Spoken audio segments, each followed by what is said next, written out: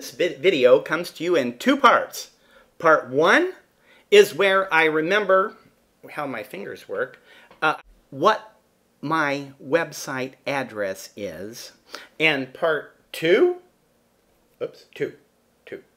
is where I actually do the video with John Green, the award-winning author of Looking for Alaska, An Abundance of Catherines, and now in my mind, his very best book ever, Paper Towns.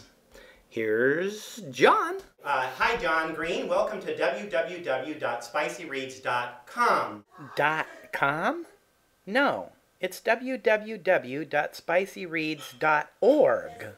I'm wondering if you could tell us a little bit about something about your books that nobody has asked you that you wish they would have, whether be it Paper Towns or Looking for Alaska or An Abundance of Catherines. Well, I guess something that I don't usually get asked about or get to talk about is the structure of the novels, like the way that they're built. I spend a lot of time thinking about in Alaska. The structure is there are no chapters really. There's a before section and an after section, and those are the sort of two ways that the book functions. And then in Catherine's, it's divided between flashbacks and present day.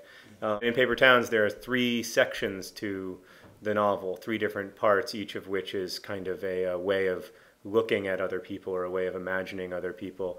And I'm really interested in what's the best way to structure a story in order to make it interesting for the reader, but also to make the ideas in it strong, to be able to solidify those. Well, one of the ideas in your books that I've noticed that I haven't heard a whole lot of discussion about is the spiritual elements of your book. Mm-hmm. Am I making this up, or is this something that you think of when you write your books? Yeah, well, I think that religion and spirituality are concerned with questions that are at the very center of being a human, and those are questions that I'm interested in. I'm not terribly interested in whether person A should end up with person B. Although my teens love that. I know, and it's important. I understand the importance of it. I just don't particularly care about it. So I mean, there are things that come naturally to you as a writer, and things that you have to dig deep for. And the thing that probably comes most naturally to me is writing about those questions, whether it's in Alaska, the question of suffering, and whether or not there's a way to work through, religiously or otherwise, to work through the question of why suffering is unfairly distributed in the world, or in Catherine's, the question of the uniqueness of a human being. Is a person genuinely unique, and if so, what does that mean? Does it have any sort of significance? And then in Paper Towns, I'm really interested in a number of questions that have religious implications, but maybe the most important is how we imagine other people and what the significance of that is. That's a sort of fit together. Yeah, and that's a surprisingly religious question, but that's a question that's at the center of most religious traditions. What is the proper way to treat others, and what is the proper way to imagine others? Because that's something that we're always having to do. And so do we assume the best, or do we assume the worst? Do we treat others as if they are benign forces in our lives, or do we treat others as if they're malignant forces in our lives?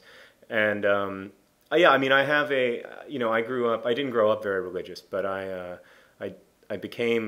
studied religion when I was in college. I mostly studied the Islamic world. I went over my time, by the way. John, thank you for appearing on www.spicyreads.org, and if you can click that done button or the capture button, we'll call this a wrap. All right, we'll call it a wrap. Thank you, guys.